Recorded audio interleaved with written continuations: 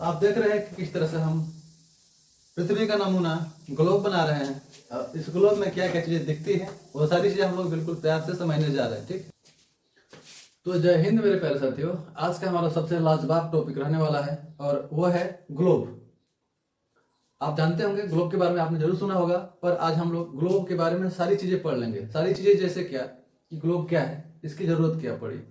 दूसरी बात कि ग्लोब पे जो बहुत सारी रेखाएं खींची गई हैं, चाहे अक्षांश हो देशांतर हो, उनकी संख्या कितनी है। भूमध्य रेखा किसे कहते हैं, विषुवत रेखा क्या है, इक्वेटर क्या है, आर्कटिक वृत्त क्या है, अंटार्कटिक वृत्त क्या है, कर्क रेखा क्या है और मकर रेखा क्या है, कितने कितने डिग्री पर ये सब एग्जिस्ट करते हैं। मेरे भाई ये सारे पॉइंट्स, इसलिए मैंने कहा कि बहुत ही लाजवाब टॉपिक है और कोई भी सरकारी भर्ती से बच नहीं सकता। आप समझ रहे हैं मैक्सिमम। तो चलिए हम लोग शुरू करते हैं ग्लोब। ठीक है, उसी अंदाज में। ग्लोब क्या है, तो मेरे भाई ग्लोब जो है एक नमूना है। ग्लोब क्या होता है, एक मॉडल है। मॉडल मतलब क्या होता है, नमूना। मॉडल मीन्स नमूना। नमूना क्या होता है, किसी चीज की कॉपी। जैसे धरती बहुत बड़ी है तो धरती पे कौन सा देश कहाँ है, कौन सा पर्वत कहाँ है, कौन सा नदी, झरना, तालाब, महासागर किस दिशा में है, कितनी डिग्री पर है, इसको तय करने के लिए कोई एक आदमी अपने छत पर से खड़ा होकर के नहीं कर सकता ना। सारी चीजें उसको दिख नहीं सकती। तो सारी चीजों को, सारे महत्वपूर्ण बिंदुओं को, स्थानों को प्रदर्शित करने के लिए एक धरती के ही जैसा मॉडल तैयार किया गया, प्रारूप तैयार किया गया, कॉपी तैयार किया गया, जिसे हम कहते हैं ग्लोब। तो मेरे भाई शॉर्टकट में ग्लोब पृथ्वी का एक नमूना है। इतनी बात क्लियर। अब ग्लोब में बहुत सारे इमेजिनरी लाइन होती हैं। इमेजिनरी लाइन्स मतलब काल्पनिक रेखाएं। काल्पनिक रेखाएं मतलब ये हो गया कि ये वास्तव में एग्जिस्ट नहीं करती कहीं भी धरती पर। बस चीजों को, कंपोनेंट को समझने के लिए कि कौन सा चीज कहाँ पर है, इंसान ने खुद की कल्पना से ये चीजें गढ़ दी हैं, जिसको हम बोलते हैं काल्पनिक रेखाएं, इमेजिनरी लाइन।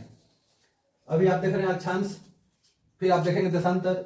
ये सारी रेखाएं जो हैं सब काल्पनिक रेखाएं। ठीक है, तो बिना बकवास के आइए टॉपिक की बात समझते हैं। मेरे भाई ये हो गया आपका ग्लोब, धरती की तरह। हालांकि आप जानते हैं कि धरती अपने अक्ष पर 23 डिग्री झुकी है। धरती 24 घंटे में अपने अक्ष पर एक घूर्णन कर लेती है, जबकि पूरा चक्कर लगाने में सूर्य के चारों ओर उसको 365 दिन 1/4 दिन समय लगते हैं। ठीक है, इतनी सी बात तो आप पहले से जानते हैं, पर अब जानना क्या हमको। देखिए ये एक गोला है और जो बीच की लाइन जा रही है, इस गोले को दो भागों में बांट दे रहा है। तो ध्यान समझिएगा, एक एक पॉइंट अगर आप सुनेंगे तो बहुत सारा जीके लेके जाएंगे इस टॉपिक से। यहां से ऊपर गोला का आधा हो गया, इस वाले भाग को हम बोल सकते हैं उत्तरी गोलार्ध। क्या बोल सकते हैं, उत्तरी गोलार्ध या नॉर्थ हेमिस्फेयर। ये जो एक रेखा है ना बीचों बीच, जिसको हम कहते हैं विषुवत रेखा, यह इस गोला को दो भागों में बांट दी है। ऊपर का गोला मतलब आधा गोला, नीचे का आधा गोला। तो ऊपर वाला हो गया उत्तरी गोलार्ध और नीचे वाला हो जाएगा यहां से लेके यहां तक, क्या हो जाएगा मेरे भाई, ये हो जाएगा दक्षिणी गोलार्ध।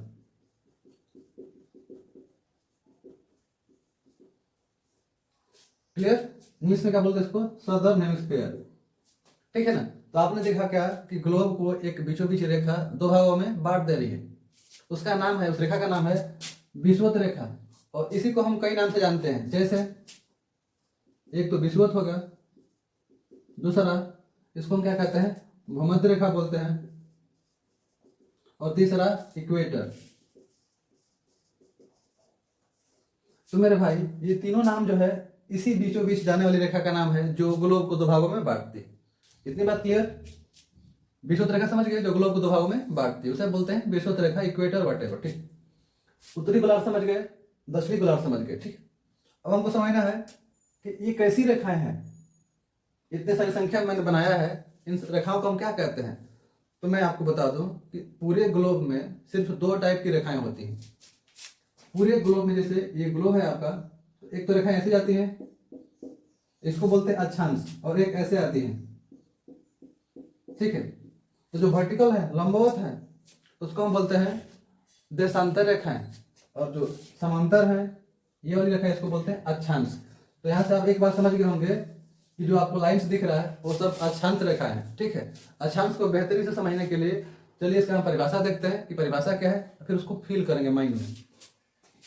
देखिए एक बार मैं आपको समझा दूं कि ग्लोब पर वो काल्पनिक रेखाएं जिनका विस्तार पूरब से पश्चिम की ओर।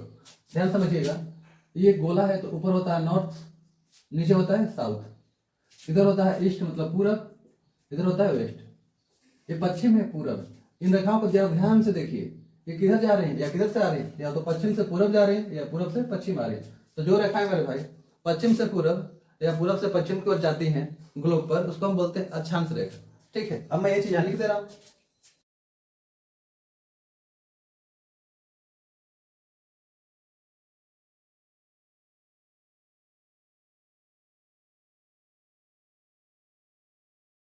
तो मैंने आपको बता भी दिया और यहाँ लिख भी दिया कि जो रेखाएं ग्लोब पर पश्चिम से पूरब या पूरब से पश्चिम भी, you can also call it, की ओर जा रही हैं, उसी को हम बोलते हैं अक्षांश रेखा। इसको इंग्लिश में बोलते हैं हम लेटीट्यूड। लेटीट्यूड देखिए, एटीट्यूड के चलते लेटी है, इसका नाम क्या है, लेटीट्यूड। ठीक है, अक्षांश समझ गया। दूसरा पॉइंट है देशांतर। ये तो पहला पॉइंट था मेरे भाई, अक्षांश रेखा। दूसरा क्या होने वाला है, दूसरा होगा मेरे भाई देशांतर। देशांतर रेखाएं, इस प्यार से मेरी तरफ न देखो, प्यार हो जाएगा। Longitude lines. तो मेरे भाई हम लोग अभी आप पीछे हम लोग चर्चा किए थे कि ग्लोब पर जो रेखाएं से पश्चिम या पश्चिम से पूरब जा रही हैं वो तो अक्षांश थी, लेकिन अब जो रेखाएं, जो काल्पनिक रेखाएं ग्लोब पर उत्तर से दक्षिण या दक्षिण से उत्तर की ओर जाएंगी, उसको हम बोलते हैं, क्या बोलते हैं, उसको बोलते हैं देशांतर अर्थात लॉन्गिट्यूड। लिख दे रहे हैं परिभाषा कि जो रेखाएं ग्लोब पर उत्तर से दक्षिण की ओर जा रही हो देशांतर कहलाती हैं। देशांतर कहलाती हैं। तो मेरे भाई लगे हाथ हमने अक्षांश और देशांतर भी निपटा लिया। ठीक है, क्या फिर से समझ लीजिए कि जो रेखाएं इस ग्लोब पर उत्तर से दक्षिण की ओर आएंगी, अभी मैंने एक भी रेखा खींचा नहीं है, परिभाषा पर आपका क्लियर कर दिया कि जो इधर से इधर आएंगी वो सब क्या होंगी देशांतर, जबकि पश्चिम से पूरब या पूरब से पश्चिम आएंगी वो सब क्या होंगी अक्षांश। तो मुझे उम्मीद है कि अक्षांश देशांतर आप समझ गए। ठीक, अब हमने कहा था कि इनकी संख्या क्या होती है ये जान लेते हैं। देखिए एक और बात माइंड में सेट कर लीजिए कि जो विषुवत रेखा है या भूमध्य रेखा है, इसका काम क्या था कि ग्लोब को दो टुकड़े में बांट देना, उत्तरी गोलार्ध और दक्षिणी गोलार्ध। लेकिन इसका भी दिशा कैसे है, पश्चिम से पूरब बोल सकते हो या पूरब से पश्चिम, इसलिए यह भी एक अक्षांश रेखा है। ठीक है, भूमध्य रेखा भी एक अक्षांश रेखा है और सबसे बड़ी अक्षांश रेखा है। ठीक है, largest latitude lines is equator lines. ठीक, ध्यान समझिएगा, भूमध्य रेखा के ऊपर ऐसी ही अक्षांश रेखाओं की जो संख्या होती है वो 90 होती है। ध्यान समझिएगा, एक्स्ट्रा पॉइंट हम लोग पढ़ने जा रहे हैं। ठीक, कि जो कुल अक्षांश है उनकी संख्या कितनी है मेरे भाई, तो भूमध्य रेखा के ऊपर 90, भूमध्य रेखा के नीचे 90, तो कुल कितना हो गया 180 अक्षांश रेखाएं।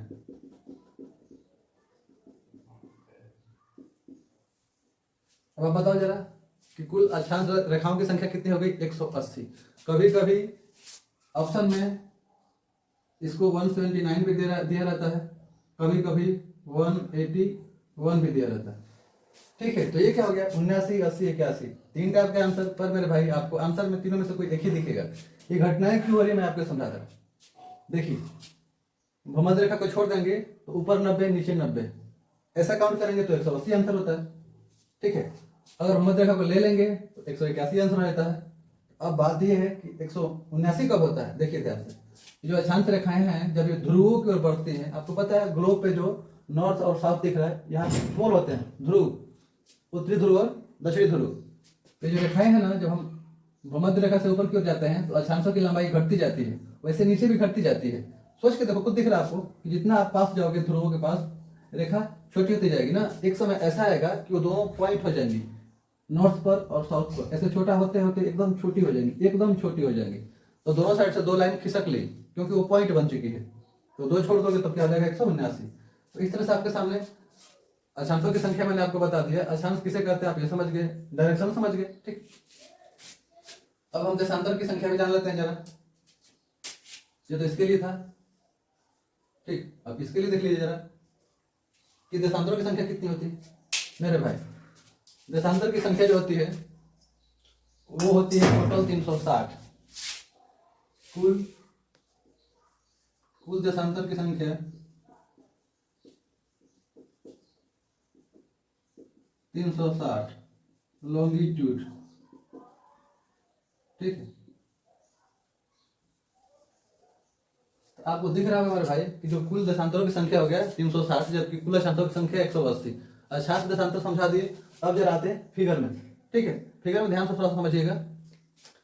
बीच की लाइन तो भूमध्य रेखा थी, विषुवत रेखा थी, आपको क्लियर था। लेकिन इसके जस्ट ऊपर वाला अर्थात उत्तरी गोलार्ध में ये जो आपको दिख रहा है अक्षांश रेखा, यह है 23.5 डिग्री पर, 20.5 डिग्री, ठीक है।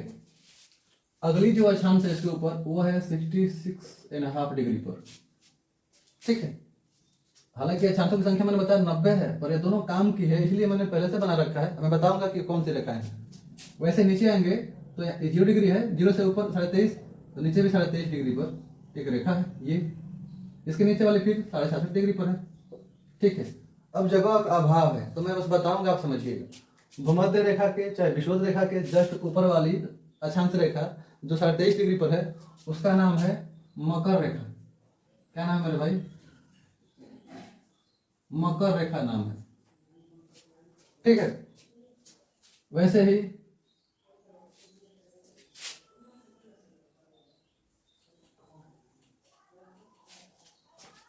देखिए, भूमध्य विषुवत रेखा के जस्ट ऊपर जो 23.5 डिग्री पर लाइन है उसका नाम है कर्क रेखा। क्या नाम है भाई? कर्क रेखा। कोई दिक्कत? यह कर्क रेखा है जो हमारे देश के बीचों बीच से होती हुई गुजरती है। इसका मतलब ये हो गया कि हमारा देश लगभग कहीं इधर ही होगा,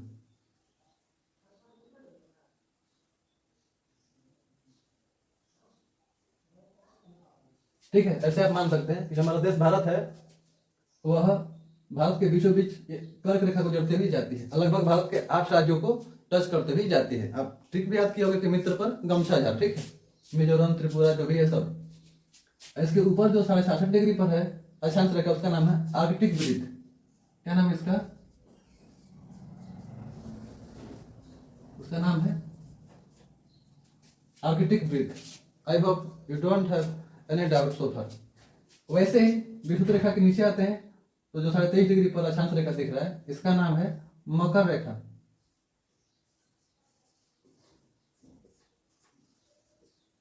मकर रेखा, ठीक है। और ये जो लाइन दिख रहा है आपको 67 डिग्री पर, इसका नाम मेरे भाई अंटार्कटिक वृत्त। अंटार्कटिक। तो ये सभी जिक्के हैं आपके लिए इंपॉर्टेंट, ध्यान रखिएगा। तो बीचों बीच काटने वाली रेखा को हम क्या बोलते हैं? भूमध्य रेखा या विषुवत रेखा। 23.5 डिग्री उत्तरी अक्षांश ऊपर, उत्तरी अक्षांश जो है उसको बोलते हैं कर्क रेखा, जो भारत के 8 राज्यों को टच करती है।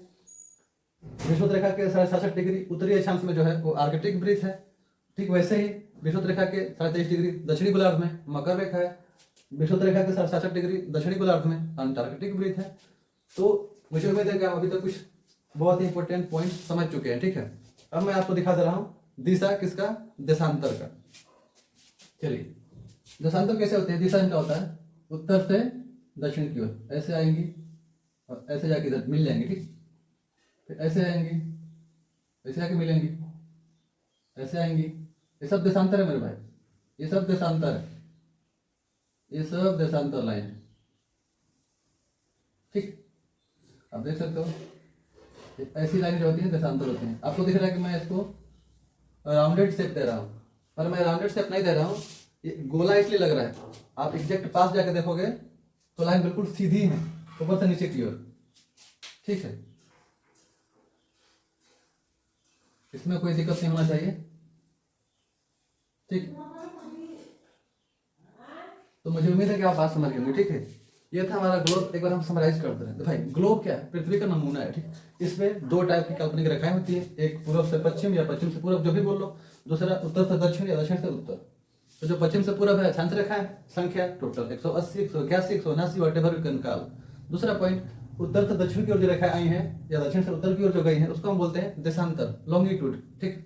और ये दोनों रेखाएं अक्षांश को या देशांतर काल्पनिक रेखाएं, ठीक। दूसरी बात, कि इनकी संख्या, अक्षांशों की कुल संख्या तो आप जान गए, दशांतर भी जान गए कि दशांतरों की कुल संख्या 360 होती है, ठीक है। अक्षांश किसे कहते हैं, दशांतर किसे कहते हैं, मैंने बता दिया आपको। कहाँ दिख रहा है, भूमध्य रेखा क्या होता है, विषुवत रेखा क्या होता है, सारी चीजें मैंने बताया ना। कर्क रेखा, मकर रेखा, हमारा देश कहाँ है मेरे भाई, देश यहाँ है तो एशिया भी यहीं पर है। एक क्वेश्चन कि एशिया महादेव, जो एशिया महादेश है वो किस गोलार्ध में पड़ता है, उत्तरी की दक्षिणी, ये रहेगा आपका होमवर्क। उम्मीद है कि आपको ये टॉपिक मजेदार लगे। इसका सेकेंड पार्ट जब हम लेकर आएंगे तो उसमें ये समझेंगे कि कोई देश किसी देश से कितना घंटा आगे पीछे कैसे होता है, और इससे जुड़े बहुत सारे सवाल। मिलते हैं तब तक के लिए, जय हिंद।